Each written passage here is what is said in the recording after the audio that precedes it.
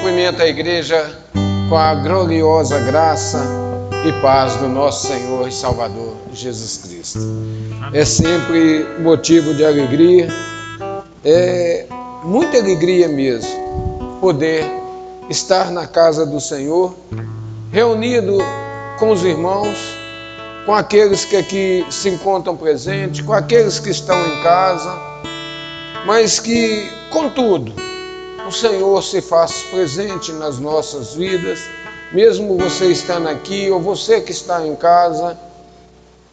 O Senhor é bom. Ele conhece os motivos, conhece as razões, porque muitos não puderam estar aqui nessa noite. E com certeza Ele está cuidando de cada um. Amém? Eu gostaria que você abrisse a sua Bíblia comigo hoje, nessa noite, no Evangelho de Lucas, capítulo 12, do versículo 13 ao 15.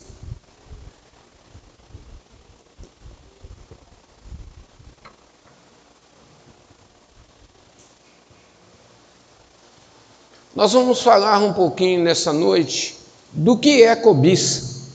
O que é cobiçar? O que é ter os olhos cobiçosos, se agrada, se não agrada ao Senhor.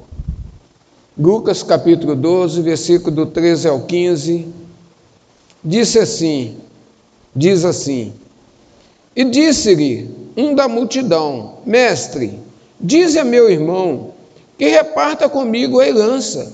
Mas ele lhe disse: Homem, quem me pôs a mim por juiz ou repartidor entre vós?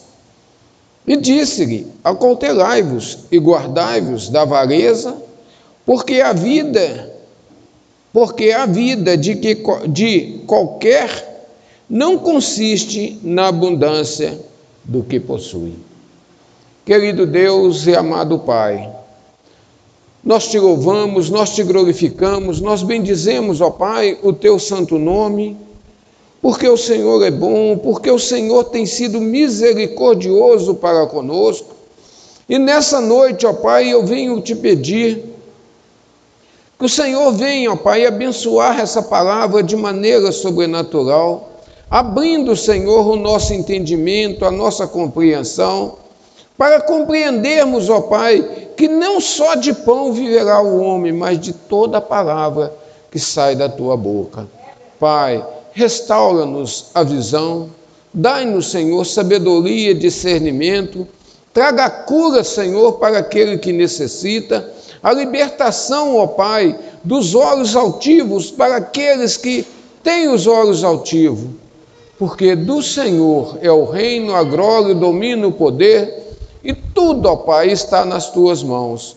Abençoe, ó Pai, a tua igreja, o teu povo, esse povo que clama pelo teu nome, no nome bendito do Senhor Jesus. Amém? O que é a cobiça? Quando nós paramos um pouquinho para analisarmos a palavra cobiça, nós vimos que cobiça é desejarmos algo que nos foi vedado, que nos foi proibido, que não nos é de direito. Cobiçar algo que ainda não está disponível para nós. E a Bíblia nos mostra várias pessoas que pela cobiça perderam grandes coisas. Quando nós olhamos para a vida de Eva, o que a cobiça custou para Eva? O que a cobiça trouxe de prejuízo para Eva? Uma vida tranquila, uma vida sossegada, vivendo num ambiente com a presença do Senhor constante na vida dela, mas pela cobiça dela, lá em Gênesis 3, versículo 6, vai nos dizer que, vendo a mulher que a árvore era boa para se comer, agradável aos olhos e árvore desejável para dar entendimento, tomou do fruto e comeu, e deu também ao marido e ele comeu. A cobiça daquela mulher, ela olhou uma árvore, tudo podia comer, mas daquela árvore não. E quando ela olha, ela falou assim, mas o fruto é tão bom, é tão agradável, e é uma árvore para dar entendimento, então ela come,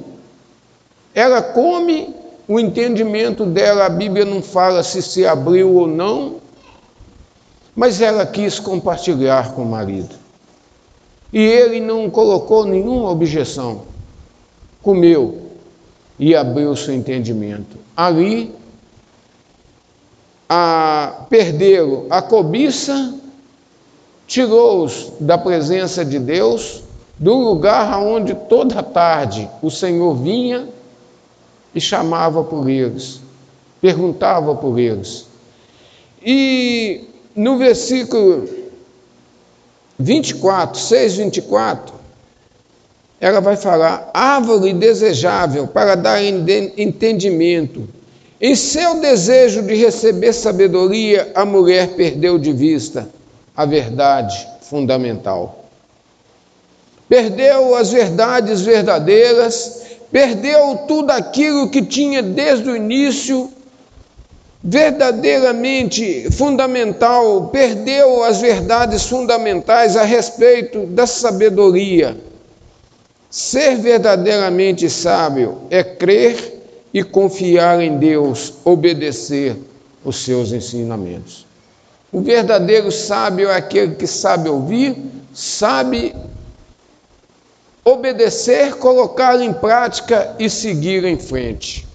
A Bíblia, em determinado lugar, ela diz que o pai corrige o filho a quem ama. O pai corrige. Muitas das vezes a pessoa pensa que prosperidade, saúde, alegria, paz é sinal da presença de Deus na vida dele. Mas muitas das vezes também não é. Porque se você prestar atenção, eu posso corrigir os filhos da Graziela? Eu posso chegar na Lorozinha e tirar o chinelo do pé e dar nela uma chinelada? Não posso. Então, o pai corrige o filho que ama. O pai é quem corrige o filho. E muitas das vezes a pessoa está prosperando, está crescendo, está progredindo, ou muitas das vezes está passando por luta, por tribulações, por problemas. E ela fala, a que está prosperando, que está com tudo, ela fala, Deus está comigo. E aquela que está passando por problemas também fala, Deus se esqueceu de mim. Mas quando nós olhamos para esse contexto que o pai corrige o filho a quem ama, não obscureça o seu entendimento em cima disso. Muitos estão prosperando, muitos estão crescendo, muitos estão doentes, passando por lutas, por tribulação, mas muitas das vezes também é porque não é filho de Deus. Não é filho de Deus, então Deus não vai abençoar, Deus não vai prosperar, e aqueles que estão prosperando por sua própria conta, e como se diz assim, a pior coisa é ser deixado por Deus. Deus fará deixar a pessoa a sua própria sorte. Uns prosperam, uns passam aperto, outros sofrem. Mas Deus corrige a quem ama. E quando Ele corrige, é como o pai que corrige, o pai que chama atenção, o pai que busca, o pai que cuida. E hoje mesmo eu estava ouvindo algo de alguém falando a respeito de como que era a criação de filhos. Aquele pai, nos tempos mais antigos aí para trás, ele tinha os filhos verdadeiros. E tinha aqueles filhos que eram filhos de concubinas, filhos de outras mulheres. Os filhos legítimos, ele educava, ele corrigia, ele instruía em todas as coisas da vida. Mas o filho bastardo não. O filho bastardo crescia de qualquer jeito. Tinha o nome de ser filho de alguém, mas era largado. a sua própria sorte. E dura coisa é ser abandonado pelo Deus vivo.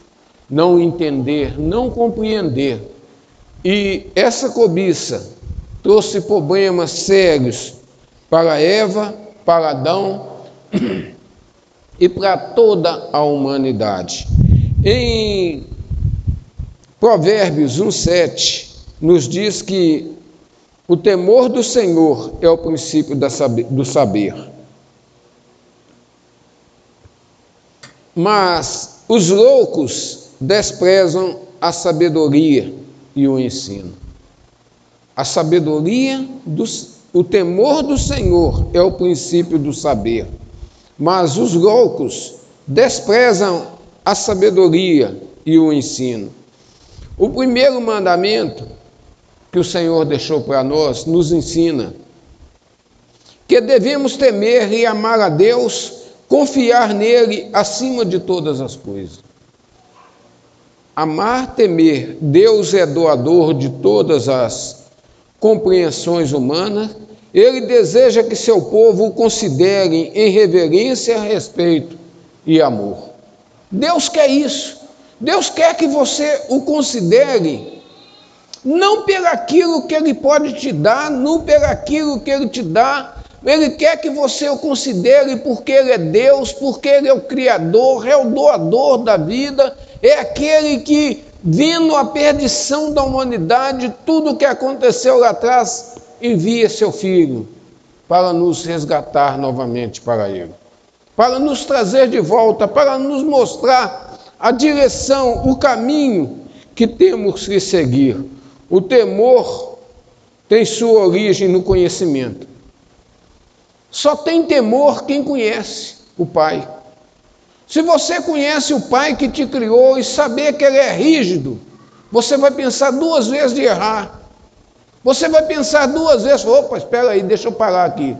Porque senão o Havaiana vai comer, ou a vara de marmelo, vai acontecer. Então, o temor só teme quem conhece, só tem quem tem conhecimento.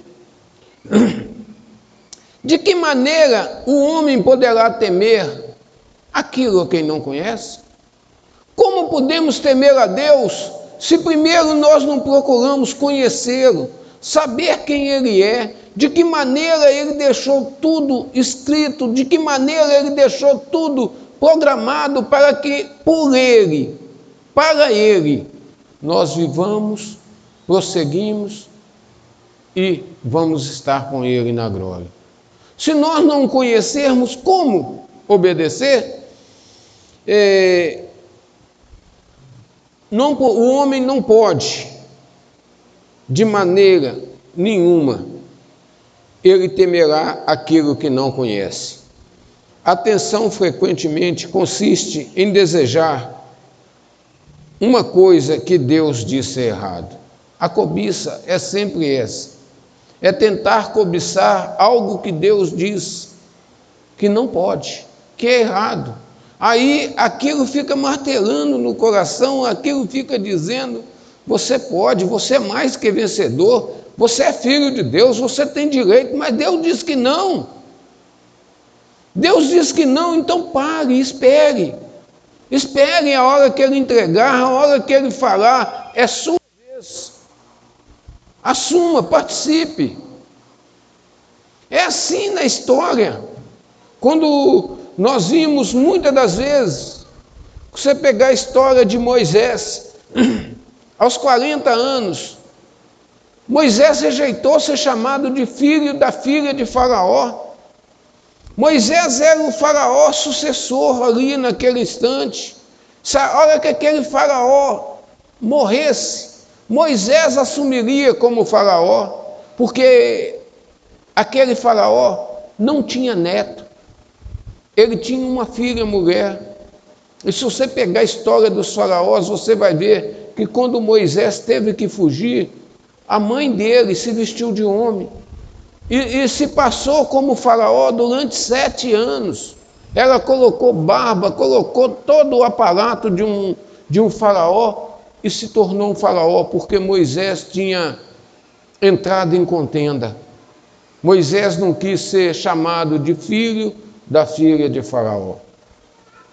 Mas ele tentou, aos 40 anos de idade, conduzir o povo de Deus, tentar, como se diz, dizer assim, olha, eu fui chamado para isso, eu fui chamado para ser um libertador, uma pessoa que vai tirar esse povo dessa angústia, da tristeza, do sofrimento, desse barro aonde eles passam dia após dia amassando, fazendo tijolo, sem recompensa nenhuma.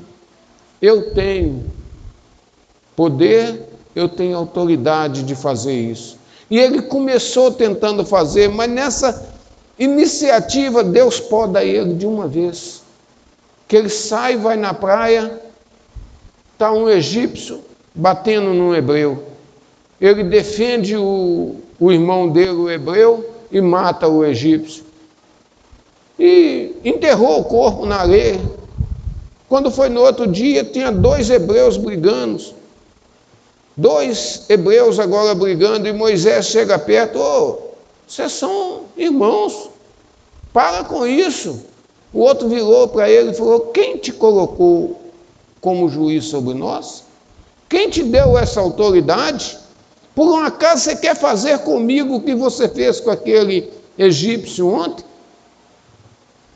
Moisés, nessa altura do campeonato, ele percebeu, falou, opa, já me denunciaram no palácio, é hora de eu vazar. E 40 anos depois, Deus vai falar com ele, Moisés, volta, porque aqueles que queriam a tua vida já estão mortos. A gente vê que as coisas não acontecem na nossa vida, na vida do crente, por achar que está a hora, por achar que é o momento, por achar que chegou a minha vez, é a minha vez de vencer, é a minha vez de prosperar, é a minha vez de ser o tal, é a minha vez de ser o fulano. Não, a vez é do Senhor. O Senhor é quem está no controle. Começamos e prossigamos em conhecer o Senhor, porque o temor do Senhor é o princípio da sabedoria. Mas o que falar de outros? O que dizermos de outras pessoas que também, pela sua própria experiência, tentaram resolver os problemas de uma vez só? Nós falamos aqui de Moisés, mas tem tantos outros. Tem tantos outros que, pela sua posicionamento, tentaram fazer algo e Deus falou assim, opa, espera aí, não está na hora ainda, para um tiquinho, deixa o tempo parado, sou eu estou no controle, eu tomo o controle de todas as coisas. A atenção frequente consiste em desejar uma coisa que Deus disse errado. Ela deu também ao marido para compartilhar a nova sabedoria com ele, e ele comeu. Adão uniu-se a ela na desobediência. Ela não usou de nenhum truque para fazê-lo comer. A mulher conduz o homem na maior facilidade. Por todos os lados se diz que o homem é a cabeça da família. Mas a maioria diz que o homem é a cabeça, mas a mulher é o pescoço. O pescoço é que gira a cabeça. Então, a gente vê isso aqui nesse primeiro casal. Eva provou, achou que era bonita, deliciosa, quis dividir a sabedoria dela com o marido, ele comeu, sem nenhuma rejeição. Mas o que dizer também da vida de Ló? Ló, um sobrinho de Abraão, saiu junto com Abraão, prosperou, cresceu tanto que a terra já não cabia. E quando Abraão viu que aquilo ali, a situação estava ficando complicada, Abraão vai dizer para Ló, vai para um lado que eu vou para o outro. Ló cobiçou as melhores terras. Ele sabia que o chamado não era para ele. O chamado era para Abraão. Ele devia falar, meu tio, escolhe ser primeiro. Aonde o Senhor escolher, eu estou com o Senhor, eu vou para o outro lado. Mas ele não, mais do que depressa, olhou e escolheu o melhor. as campinas do Jordão, lugar verde, pastos, top. Deixou para Abraão as montanhas, lugares secos, sem nada. Mas quando nós cobiçamos, Ló escolheu para si toda a campina do Jordão e partiu para o Oriente. Separaram-se um do outro. Mas quando nós olhamos para a história de Ló, no final, está em Gênesis 13:11 e Gênesis 19:17 diz que, havendo levado fora, aqueles dois anjos agora, levam Ló para fora. E quando eles vão saindo com Ló, eles dizem para ele, e havendo-os levado fora, disse um deles, livra-te, salva a tua vida, não olhes para trás, nem pares em toda a campina, foge para o monte, para que não pereça. Eu coloquei esse versículo aqui, mas se na sua Bíblia você olhar o versículo seguinte, Ló vai questionar Deus. Ló vai dizer assim, não assim, Senhor, não assim. O que o Senhor está querendo é difícil demais para mim. Não me mande para o monte. Deixa eu ir para uma cidadezinha pequena. Ló não conseguiu entender nada. Que o obedecer é a maior sabedoria do homem. Aquele que conhece a Deus, aquele que viu a mão de Deus, aquele que tinha andado com Abraão, tinha visto tudo que tinha acontecido na vida de Abraão até aquele instante, como que Deus livrou Sara lá no Egito, da mão do rei do Egito, que levou Sara para ser mulher dele, e quanto Abraão saiu dali abençoado, o quanto que Abraão era rico, e o quanto que Ló prosperou, estando junto com Abraão. Ele não conseguiu observar isso, que ouvir a voz do Senhor é a melhor coisa que se faz. Conhecer o Senhor, pare, ouça, obedeça e siga em frente. A cobiça também levou Balaão a maus caminhos. Quando você olha a história de Balaão, lá em Números 22:7, quando os anciões dos Moabitas e os anciões dos Midianitas foram até Balaão, eles levaram consigo o preço do encantamento. Eles levaram alta soma de dinheiro para que Balaão amaldiçoasse o povo de Deus. Balaão, de início, ele fala, como posso eu fazer isso? O que o Senhor me falar, isso eu farei. O que o Senhor me falar, isso eu farei. E por 3 vezes ele tentou amaldiçoar o povo de Deus, mas Deus colocou as palavras nos seus lábios, e ele vai dizer, como posso eu amaldiçoar aqueles a quem Deus abençoou? Como posso eu amaldiçoar a quem Deus abençoou? Mas quando nós olhamos para 2 Pedro, capítulo 2, versículo 15, vai nos falar de Balaão. Lá no finalzinho da Bíblia, 2 Pedro vai dizer, olha, abandonando os retos caminhos, se extraviaram, seguindo pelos caminhos de Balaão, filho de Beor, que amou o prêmio da injustiça. Cobiçar aquilo que Deus diz que não. Deus tinha falado com ele, não amaldiçoou esse povo, mas Balaão amou o dinheiro de tal maneira que ele deu um jeitinho e recebeu a recompensa, recebeu o prêmio. E tem vários exemplos na Bíblia. Quando nós olhamos para os filhos de Coré, o que a cobiça trouxe aos filhos de Coré? Trouxe a morte, a destruição. Lá em Números 10, 31 e 32 diz que Moisés, acabando de falar todas essas palavras, a terra abriu debaixo deles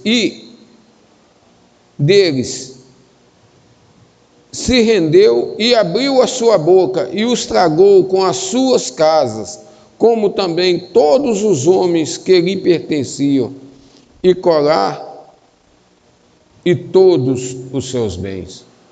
Quando nós olhamos a cobiça, qual foi a cobiça de Corá? Querer ser sacerdote. Moisés avisa para ele, em versículos anteriores, olha, é pouco que você sirva no altar, é pouco que vocês participem das coisas de Deus, que vocês trabalhem, que vocês foram separados, escolhidos, para fazer parte aqui do pessoal que transporta, do pessoal que carrega, por pessoal que trabalha nas coisas de Deus.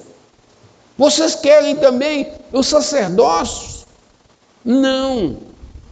O sacerdócio foi dado a Arão. Mas eles ali agora cobiçaram algo que Deus não deu para eles, e essa é a parte que mais pesa no homem quando o homem cobiça. Aquilo que Deus diz que não, aquilo que Deus te determinou para fazer, ele sempre quer fazer o que o outro está fazendo.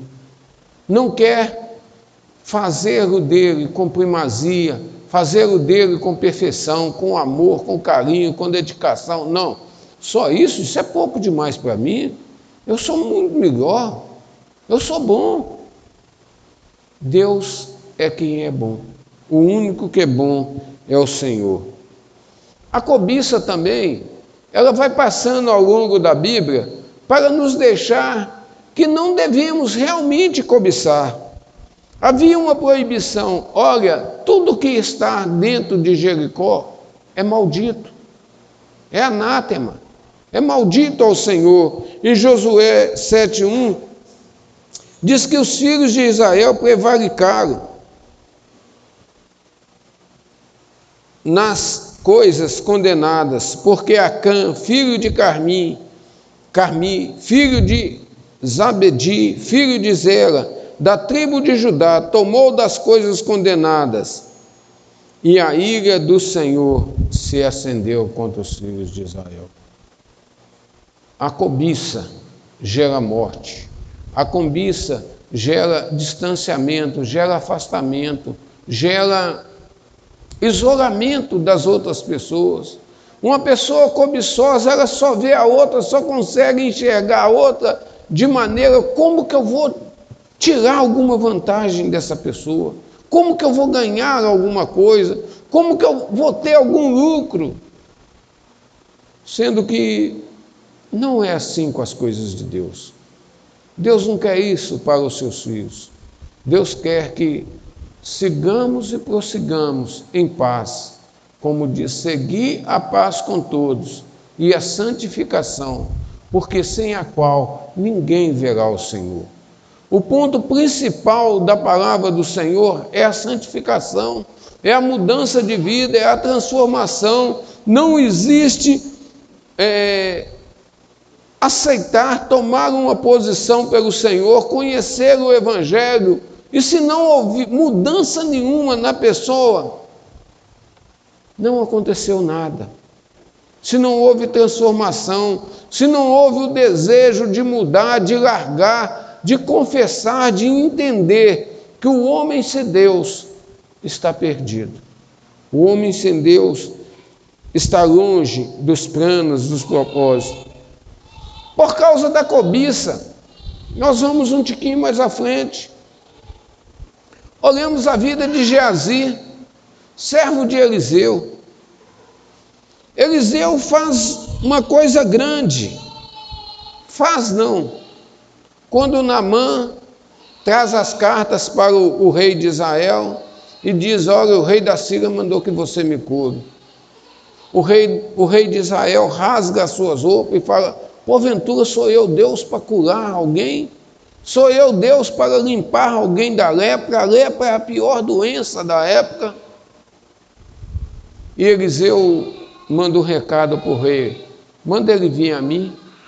Manda ele vir a mim para que ele saiba que há um profeta em Israel, que há Deus em Israel, que a palavra de Deus proferida por esses homens eram palavras verdadeiras. Quando eles diziam, assim diz o Senhor, era porque o Senhor tinha falado verdadeiramente com eles, para eles e através dele, para uma mudança, para uma correção, para um ensinamento, para uma transformação, para uma mudança de vida.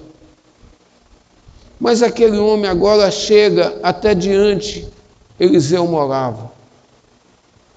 E ele esperava, ele sonhava que Eliseu ia passar a mão na lepra dele e tocar nele. Eliseu nem olhou, nem viu quem que era. Eliseu manda o menino e fala, olha, vai lá falar com ele para banhar 7 vezes no Jordão. Banhar 7 vezes. Ele vai reclamar, ele vai retrucar, ele vai resmungar. Porventura os rios da Síria não são melhor do que esses de Israel? O rio de lá, o Amate, não é mais limpo do que o Rio Jordão? Por que eu não mergulhei lá? Muitas das vezes, meu irmão, a vergonha de expormos as nossas condições realmente, as condições pecaminosas, a nossa situação, o nosso orgulho, o nosso posicionamento, nos faz perder as bênçãos de Deus. A cobiça de adquirir, de possuir, de ter, sem que ninguém saiba quem somos nós, é muito mais fácil. O problema de Naamã era tirar a roupa.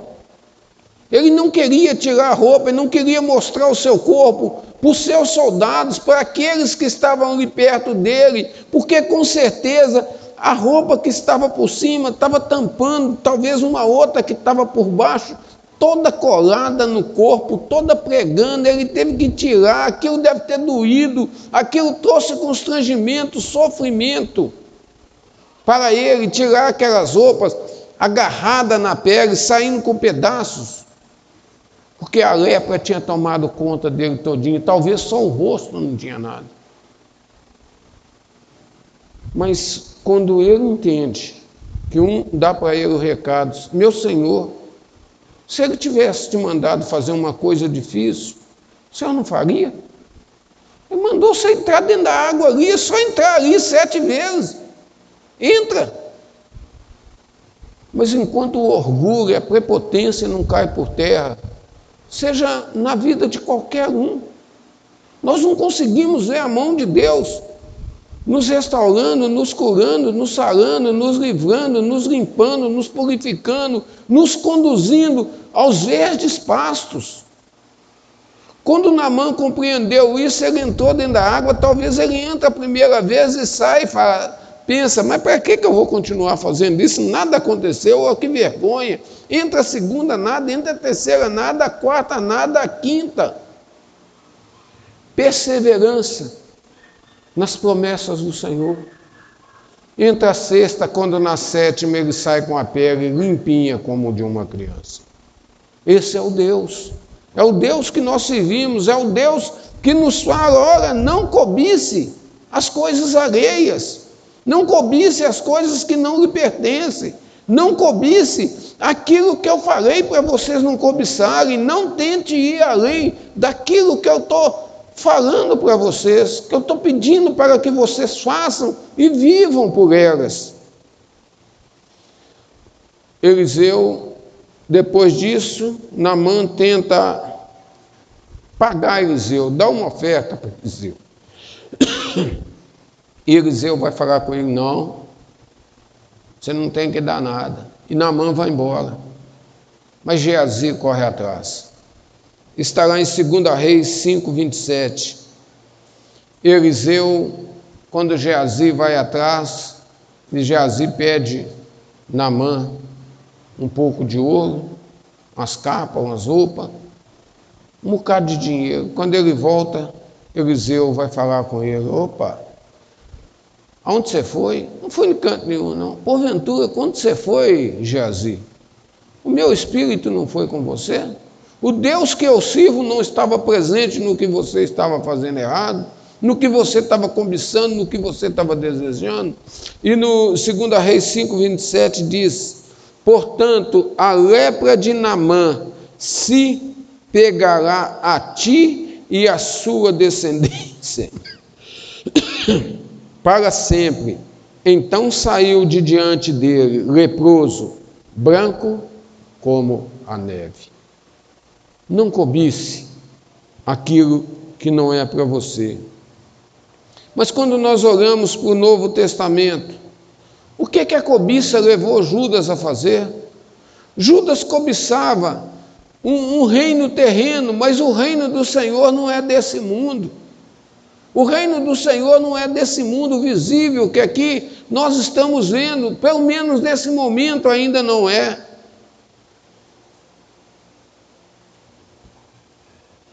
A cobiça levou Judas a cometer o suicídio.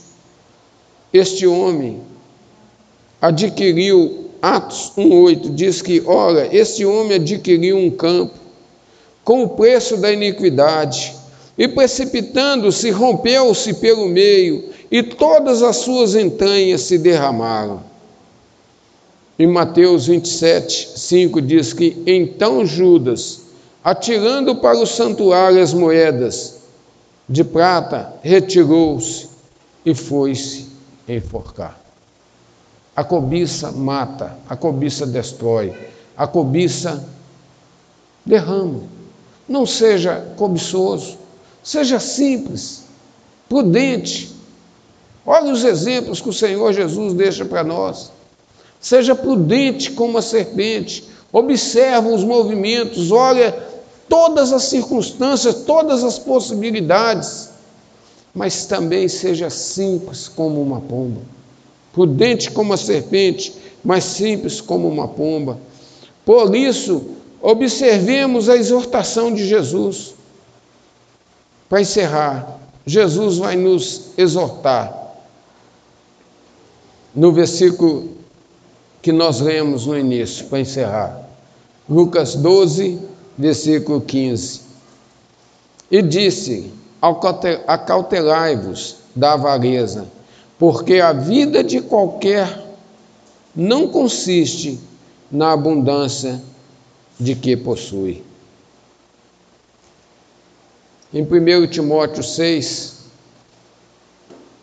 do 16 ao 17.